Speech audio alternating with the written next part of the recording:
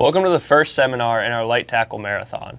We are dropping a seminar every day leading up to our big light tackle sales event on April 5th and 6th. We'll feature big discounts throughout the fishing department, a rod reel trade-in benefiting kids, fresh barbecue, kids, games, and prizes. You can click the link below for full details. We're excited to have Steve Griffin with us here with Griffin's Guide Service today to discuss shallow water redfish and speckled trout here in the bay. And a little bit of stripers, because obviously when you're fishing for those two, you're going to catch a lot of stripers too. Yeah, they definitely come hand in hand. Absolutely. You're going to find them in the same places. So we'll go over, I guess we'll start with the rod. Yeah, you want to start off with what combo you use? Absolutely. This is the, Anglers actually has our combo here in store, and they'll be on sale. It's a G Loomis GCX inshore medium, and it's a moderate fast action, which is really important when you're doing that type of fishing because it bends a little bit further into the rod. So trout, all these fish have a little bit softer mouth. Redfish have a pretty hard mouth, but with trout, you want to have nice bend into the rod. Gives you a little bit more flexibility too when you're fighting the fish. If they get erratic, you've got sort of a shock absorber, a little bit of a buffer there. But we pair that with a Shimano Vanford 3000 and 15-pound Power Pro. We put a Seaguar leader on it, usually about 25-pound leader, fluorocarbon always. And of course, we'll get into the lures, but this is pretty much what we're going to be throwing for these fish out there. Yeah, and every Griffin's Guide Service combo that is in our store comes pre-rigged exactly like that. That's the exact spec that he likes, and we will pre-rig them for you. Yep, you come on my boat, that's exactly how we fish them year-round. Exactly. You want to get into a little bit of the lures? Let's do it. So, obviously when we're talking shallow water fishing, topwater is the first thing that comes to mind. We love fishing topwater, and actually took us a while to get you guys to order these, but this is the topwater lure that we throw always. It outfishes everything. We fish many different lures on the boat, but the One Knocker has a tungsten bead in it, and it's only one in there instead of a few beads that really rattle a high pitch rattle. This has a real low pitch rattle. And what that does is it's going to penetrate the water a little bit better, go further, and it's going to call in fish from further away. Just like, you know, if you're at a concert, you're going to hear the bass sound waves from further away than you would the guy actually singing. So same concept with that lure. It just works. They walk the dog. They're really easy. Yeah, definitely. I love that lure. But now, if they're not hitting topwater for whatever reason, what's your next go-to?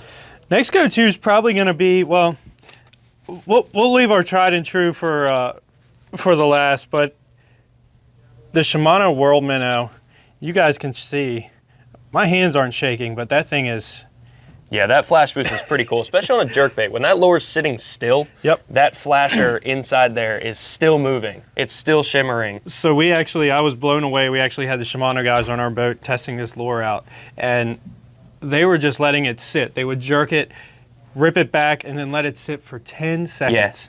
And the fish would still come and hit it. After 10 seconds, this thing's just working for you.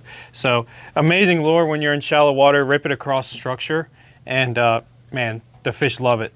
It also casts a mile. It has jet boost, so it's got a weight transfer system. And when you cast it, that weight goes to the back of the lure, and it goes a mile. Awesome, awesome lure. So then, you know, everybody's got a confidence bait. This is our confidence bait in the Chesapeake Bay. I think this is a lot of people's confidence bait. I mean, it just works. You cannot go wrong with a paddle tail. No, it just works. So when we're fishing shallow water, we're going to do anywhere from a 3/16 to a 3/8. You want it light enough that you're not going to snag every time you throw out into structure, over top of rocks, logs, anything, oysters. But we typically are throwing either a 3/16 or a quarter. These are our favorite colors here. And then we're usually going to do a 4-inch diesel minnow by Z-Man or the 3-inch minnows. And I pulled this color specifically, tater salad, because when you're going after trout, if you're not throwing a tater salad, you're missing out. Because the speckled trout just love that color. I'll pull one out for you. See what it looks like. That thing is a killer for speckled trout. We catch more speckled trout on that lure than anything else. Yeah. And then obviously, you know, your standard colors for the bay, a white, something with glitter, like the beer run is a great color. Pearl blue glimmer. Pearl blue glimmer, slam shady, Opening all those night, colors. anything, with a white base and some sort of fleck in it. We for sure. love to pair those with a red head. For some reason, that's our favorite color. I got you. Now, when we're throwing all these lures, where am I looking to throw them? So, really, you know, if you're going after stripers, you could do it anywhere in the bay. Yeah, definitely. You could do it anywhere in the bay, but for speckled trout and puppy drum, you're going to want to be south of the bridge.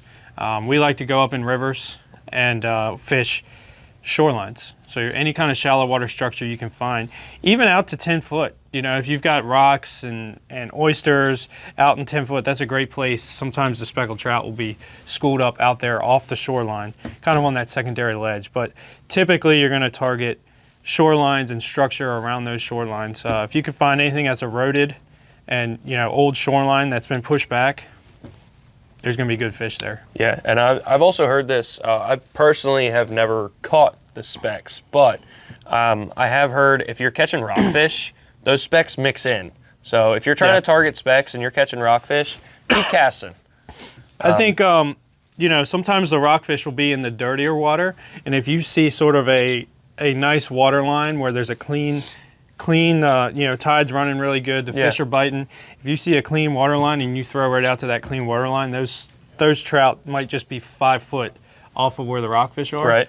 And then you'll catch trout. Yeah, and now speaking of tides, is there a specific tide you like to fish? Is one better than the other? You know, each area, depending on how the spot is set up, right, might be better on an incoming or outgoing. What we like is just moving water. Right. So if you've got current, peak current, we like to really fish on that peak current and pay attention to that. Okay. So if you've got moving water, you know, some areas might be better on an incoming, some might be better on outgoing. Yeah, gotcha. Okay.